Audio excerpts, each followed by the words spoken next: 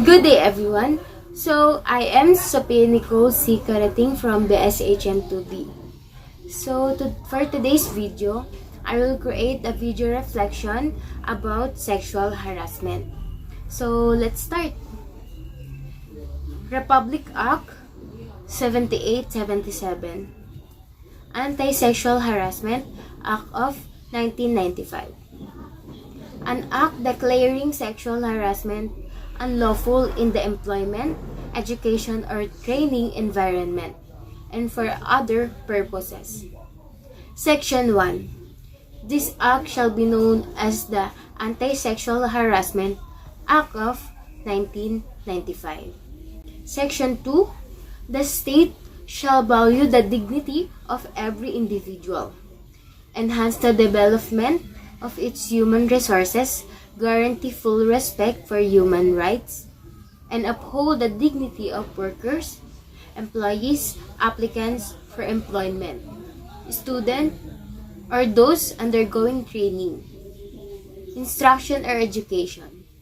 Towards this end, all forms of sexual harassment in the employment, education, or training environment are hereby declared unlawful. Section 3.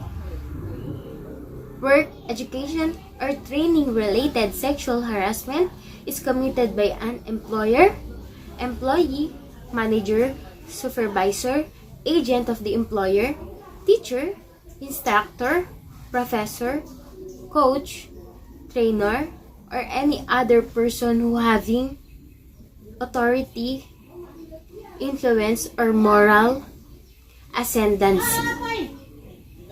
over another in a work or training or education environment, demands, requests, or otherwise requires any sexual favor from the other, regardless of whether the demand, request, or requirement for submission is accepted by the object of said act.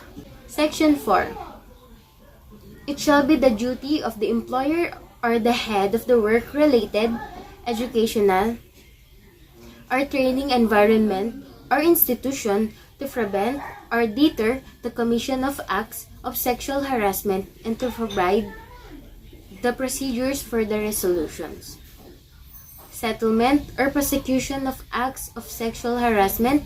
Towards this end, the employer or head of office. Section 5.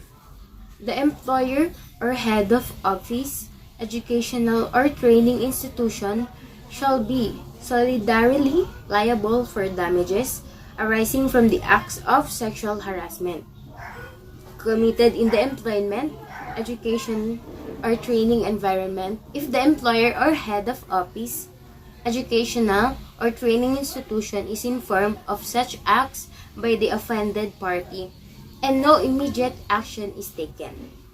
Section 6. Nothing in this act shall preclude the victim of work, education, or training-related sexual harassment from instituting a separate and independent action for damages and other affirmative relief. Section 7.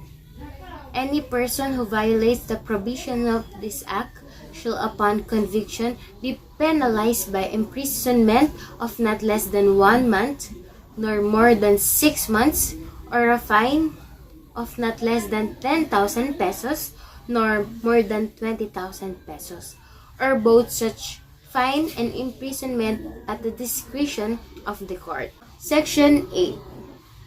If any portion or provision of this act is declared void or unconstitutional, the remaining portions of provisions hereof shall not be affected by such declarations. Section 9.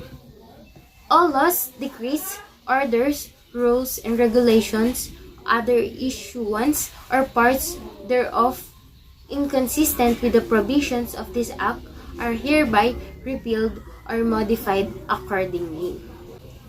Section 10. This act shall be take effect 15 days after its complete publication in at least 2 national newspapers of general circulation. Can you go to jail for sexually harassing someone? So, commission of sexual harassment is a criminal offense.